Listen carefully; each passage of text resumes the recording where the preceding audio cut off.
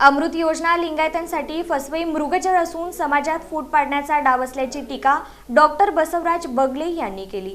खुल्या प्रवर्गातील लिंगायत समाजाला आर्थिक लाभ आणि विविध सवलतींच्या योजनांची गरज असताना त्याकडे दुर्लक्ष करून समाजात फूट पाडण्याचा प्रयत्न केला जात आहे। अमृत योजनेच्या माध्यमातून लिंगायत समाजाला दाखवण्यात आलेले गाजर हे फसवे मृगजळ आहे, असा घणाघाती आरोप सकल लिंगायत महासमितीचे राज्य समन्वयक डॉक्टर बसवराज बगले यांनी केला।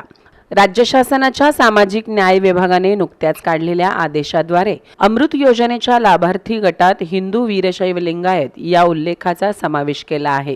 हा निर्णय निव्वळ राजकीय खेळी असून त्यामागे समाजात दुफळी निर्माण करण्याचा प्रयत्न असल्याचा आरोप बगले यांनी केला। महाराष्ट्रात हिंदू वीरशैव लिंगायत असा उल्लेख असलेले 100 जात प्रमाणपत्र धारक तरी आहेत का? मग या निर्णयाचा नेमका किती जणांना लाभ मिळणार हा संशोधनाचा विषय आहे, असा सवालही त्यांनी यावेळी उपस्थित केला।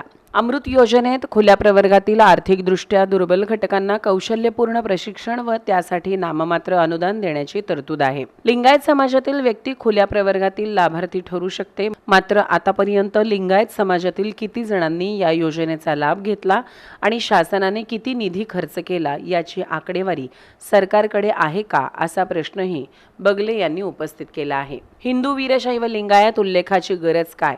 लिंगायत समाजातील एकाही व्यक्तीने अमृत योजनेत हिंदू वीरशैव लिंगायत या जातीचा समावेश करण्याची मागणी शासनाकडे केलेली नसताना सामाजिक न्याय विभागाला अचानक या समाजाची एवढी काळजी का वाटू लागली आहे, असा सवाल बगले यांनी केला।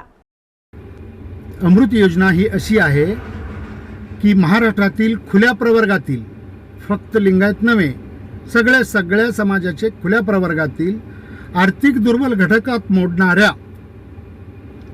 लोकांसाठी ही योजना आहे। मग आपण लिंगायत लोक खुल्या प्रवर्गात आहोतच। जे कोणी आमचे समाज बांधव आर्थिक दुर्बल घटकात मोडत असतील ते या योजनेचा लाभ घेण्यास मागेही पात्र होते, आजही पात्र आहेत, उद्याही राहतील।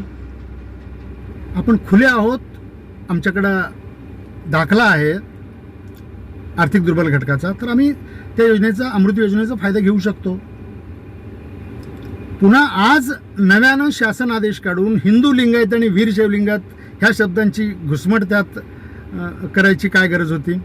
बरं, कुणी सांगितलं ह्यांना आदेश काढायला? महाराष्ट्रातल्या एका तरी लिंगायत समाज बांधवांनी याविषयीची मागणी केली का? अमृत योजनेतनं आम्हाला लाभ द्या बाबा म्हणून एक तरी अर्ज किंवा एक जुना रेफरन्स कुठल्या लोकप्रतिनिधींचा मला त्यांनी दाखवावं। कुणाचीही मागणी नसताना स्वतःहून सामाजिक न्याय विभाग हा आदेश काढतो आणि आमच्या लिंगायत समाज बांधवांमध्ये संभ्रम पसरवून वेड्यात काढायचा हा धंदा या सामाजिक न्याय विभागाने या ठिकाणी मांडलेला आहे। खुल्या प्रवर्गातील लिंगायत त्यांच्यासाठी शासन काय देणार आहे? शासनानं लिंगायत समाजाची फसवणूक थांबवावी ही कळकळीची नम्र विनंती आहे। आणि शासनानं धचा मा करून एखादा काहीतरी कागद आपल्यासमोर टाकला की आपण खुश होऊन अभिनंदन करत फिरतो, हे आपलं अज्ञान आहे। आपली भावी पिढी आपल्याला माफ करणार नाही। नीट अभ्यास करा। 20 ऑगस्टचं जे शासन आदेश आहे सामाजिक न्याय विभागाचं आहे, महाराष्ट्र सरकारचा शासन निर्णय नव्हे, ते परिपत्रक नव्हे। ते काढलं नसतं तर अमृत योजनेचे जे निकष आहेत त्या निकषाप्रमाणे कालही मला फायदा मिळाला असता, आजही मिळेल, उद्याही मिळेल।